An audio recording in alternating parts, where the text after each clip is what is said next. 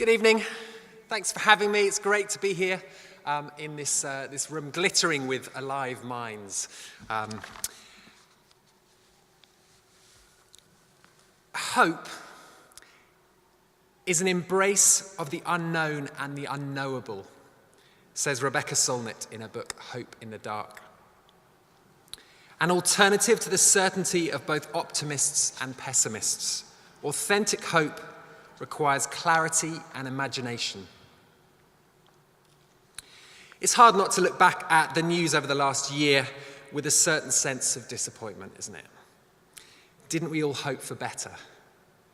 It would appear that many of the first principles of our society are being challenged.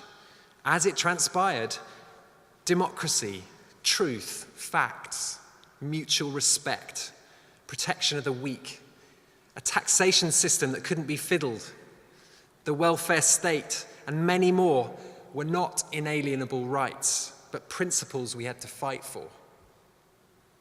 So how do books, readers, librarians, publishers, all of us book people help in this fight?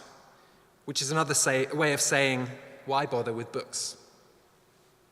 I want to make a few gentle suggestions, and I also want to note some patterns that I see by which the literary world is adapting to our unstable times, and also celebrate in them reasons to have genuine hope. There's a new paradox that I find very hard to wrap my head around. As we become more connected online, we seem to be becoming more isolated, less tolerant, more judgy, quicker to objectify others. The brilliant MIT professor Sherry Turkle, in her excellent book, Alone Together, explores how we're increasingly asking more of technology and less of one another, as we spend less time physically with other people and more time with their avatars. What we could be facing, it seems to me, is an empathy gap. And the more we let the algorithms do the talking, or the people that are paying to rig those algorithms, the less connected we become to people and planet. We are in dire need of more empathy, and without it, our society risks coming apart at its seams. Novels are literally a crash course in empathy. To spend 300 pages imagining what it would be like to be inside the head of someone else is the polar opposite of this kind of digital dehumanization. What Stephen King called the uniquely portable magic of reading is actually a powerful rehumanizing force. Canongate's most successful novel of 2017 has been a book by Matt Haig called How to Stop Time. It's a time-hopping, genre-bending wonder of a novel that spans 4 centuries while simultaneously asking questions about how we make the most of each living second we have. It's no accident, I think, that not only is this a novel about closeness with others, it's also a book about hope. The Guardian mentioned it as being a vanguard of one of 2017's uplit trends. Now, I know we've all seen these trends come and go, but it's interesting in a year of despair that people are seeking out books which have this positivity. The kind of fiction we might need to cope with Trump and Brexit and all the other challenges. Books can not only make us care, but they can also give us hope.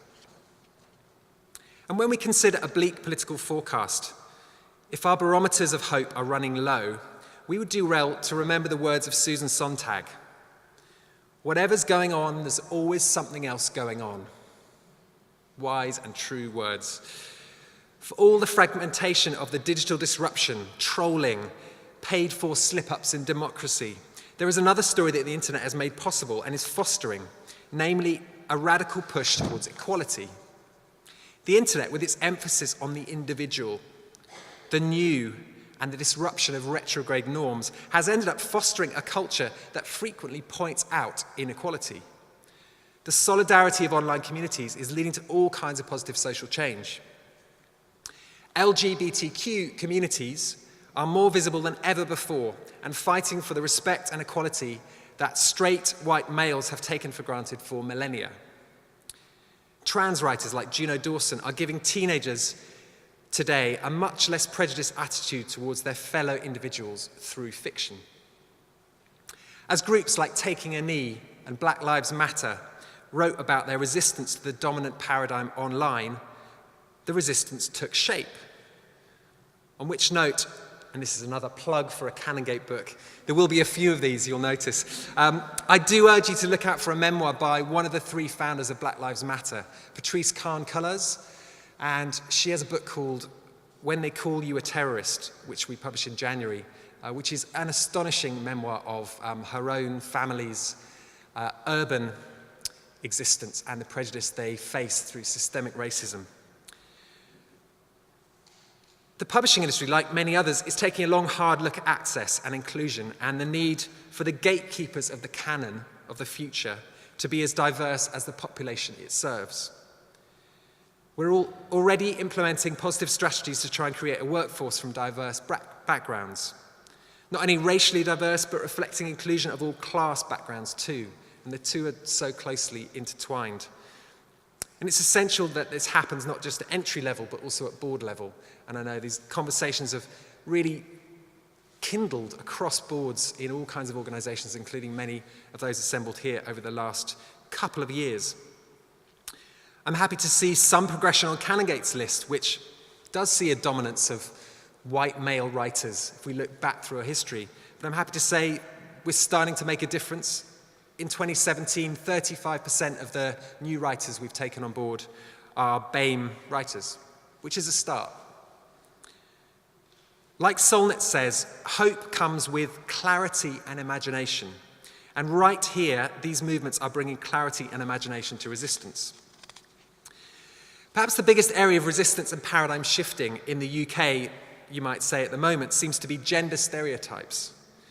People old and young, male and female, are talking about gender equality, prejudice, harassment, and consent, and sparking real debate about how we recognize cultural biases and correct them, and not before time. Writers have long been at the heart of this debate. At the Edinburgh Book Festival this year, a key strand of programming focused on strong female leadership and a debate about how to effect change. Chimamanda Adichie, Elif Shafak, and of course Scotland's own First Minister were at the centre of this debate. It was great to see 404 Inc., a Scottish indie run by women, were discussing their success, Nasty Women, in front of a packed crowd. The audiences were loving it, they were sharing it, and they were taking the conversation out into the world. Changes on the page took shape in the world. Gina Miller is another great figure of resistance in the UK at the moment, who took the UK government to court, as you'll remember, about their intent not to consult Parliament before triggering Article 50. We're proud to say we'll be publishing her memoir next August, which will be called Rise and will be about empowering particularly women to talk truth to power. Interestingly, many of the speakers at this year's Edinburgh Book Festival, including Chimamanda Adichie, observed how women engaging men in the quest for equality was particularly essential. This was not a fight that affected women alone. I like to think that 2017 might be remembered as the year that men woke up to feminism. Out of solidarity for our sisters and partners and mothers and daughters, but also in recognition that men lose out from patriarchy too. Why, asked Robert Webb in his masterful memoir, How Not to Be a Boy, whose 30-city tour was launched in August in Edinburgh at Charlotte Square, did men need to wear their emotional inarticulacy like a badge of honour? Why was anger the only legitimate emotion for so many males? Why was suicide the most common cause of death for men under 50? Who was making these unwritten rules of manhood, and did they really help anyone?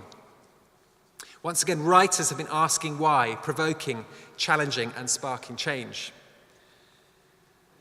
It feels like writers are at the thriving heart of these debates, and publishers are also thriving. Just a quick word with Publishing Scotland will give you a sense that the sector in Scotland is in rude health for all its changes. EUP have had their best year of sales since 1948. Saraband have a new book from their Booker shortlisted Graham McRae Burnett. The Gaelic publisher Akari have celebrated their 40th anniversary. Happy birthday. Keswick Books have won Railway Book of the Year. Floris won Scottish Publisher of the Year at the Saltires, and Sandstone have a thrilling Babylon Berlin book, which is just being adapted for, I think, Sky Atlantic. And of course, Polygon Berlin are doing fantastic things with Muriel Spark, bringing all of her work back into print in hardback. There's so much to celebrate. I wanted to point at two other general areas that I think reflect two of the strengths of the Scottish publishing scene and the writing scene. And they're areas in which Scotland is a world leader. The first is one of Scotland's most significant exports, which is crime fiction. Ian Rankin, Val McDermott, Denise Mina, Peter May, Stuart McBride, Christopher Brookmeyer, they are all now international brands, as big as kind of Ardbeg and Talisker and that other great Scottish export. It's great seeing how we now have a dedicated book festival for crime fiction in the superb annual bloodbath that is Stirling's Bloody Scotland, which if you haven't been to, you must go to. It's great fun. Going back to the godfather of Scottish crime fiction, we find the wonderful Willie McIlvanney, who sadly died 2 years ago this month, but who lived long enough to see a rebirth in demand for his wonderful Laidlaw novels that created the genre.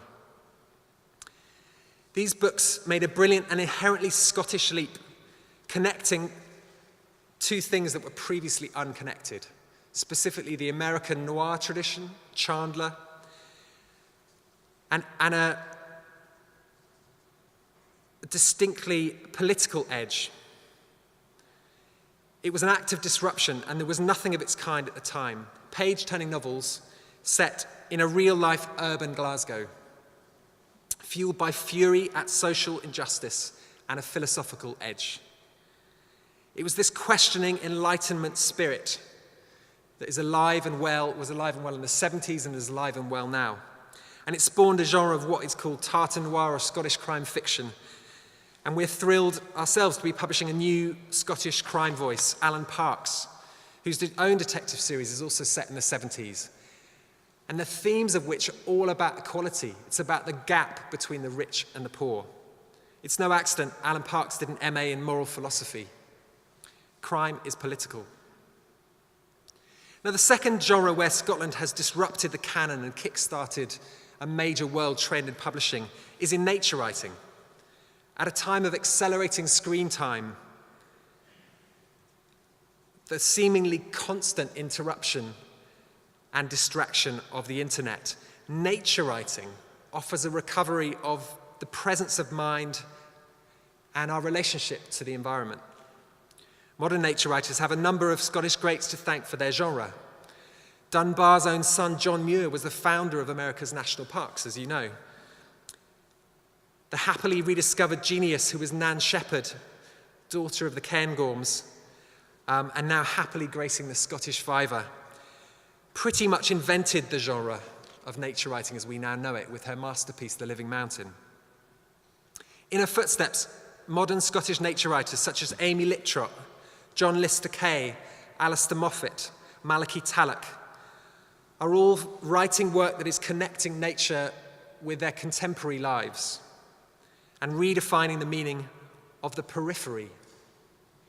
This work is being lapped up by readers all over the world. Internationalism was a keystone of the Scottish Enlightenment, and we're lucky to be working in a festival city that continues to work with a distinctly global vision. We can boast the best and biggest book festival in the world. I'll say that again, the biggest book festival in the world. Some of the world's greatest libraries. We have some of the greatest champions of literacy with Scottish Book Trust and other great organisations. UNESCO City of Literature's grand vision to create a year-round literary hub in the Netherbow, in the Old Town, is something we can justifiably claim to put books at the heart of our city and culture. Let's ensure we continue to celebrate and support the writers, offering that clarity and vision. We all need it to sustain hope in the dark. Thank you.